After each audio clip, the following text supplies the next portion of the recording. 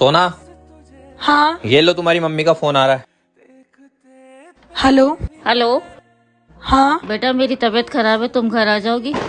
ठीक है। अभी तो मैं किचन में काम कर रही हूँ, मैं इनसे पूछ के बताती हूँ आपको। पूछ के बताना।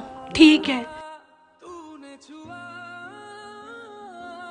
सुनो, हाँ, वो क्या है ना, मम्मी की थोड़ी तबीयत ठीक नहीं है। मैं सोच रही हूँ आपका खाना बना के थोड़ी देर मिल आऊँ उनसे।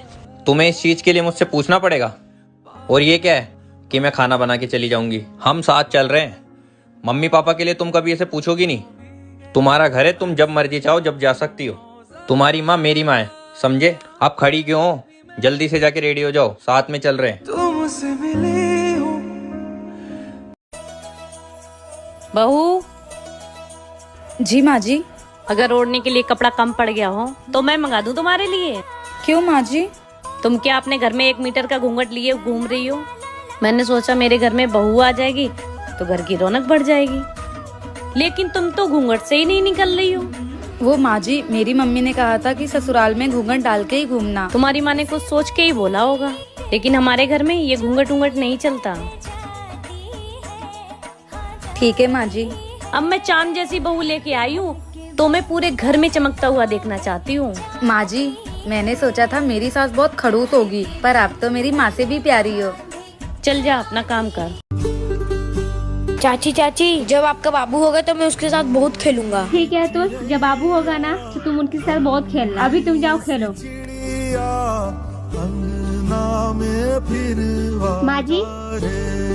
माँ जी, अगर मुझे लड़की हो जाएगी तो कितना अच्छा होगा ना। दीदी का लड़का और मेरी लड़की, दोनों भाई बहन मिलके खूब खेलते हैं। खबरदार जो बहू जो इस घर में बेटे लाने की बात की तो बड़ी बहू ने पहले बेटा पैदा किया था, तू भी बेटा ही पैदा करेगी। क्यों माँ जी, इस लड़की में बुराई क्या है?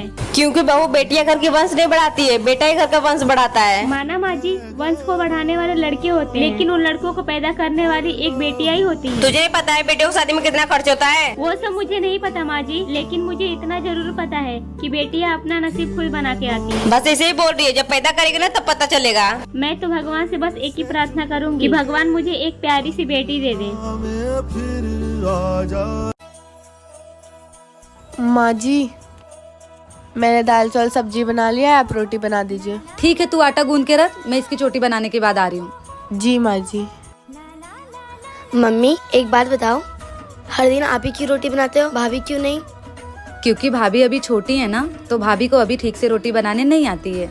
और तुझे पता तो है, तेरे पापा को पतली और फुली हुई रोटी पसंद है। भाभी। हाँ महक, बोलो। मेरे स्कूल का ड्रेस धुल दो ना, 1 हफ्ते से नहीं धुला है। किचन का काम खत्म करने के बाद मैं तुम्हारे कपड़े धो दूंगी। ठीक है भाभी। महक। हाँ माँ। क्यों भाभी को परेशान कर रही है? ला निकाल, मैं तेरे कपड़े धो दूंगी। ठीक है माँ। बहू। जी माँ जी। किचन का काम खत्म करने के बाद 2 घंटे आराम कर लेना। पर माँ जी, शाम को खाने के लिए भी तैयारी करनी है। वो सब हम दोनों मिलके कर लेंगे शाम को। जी माँ जी।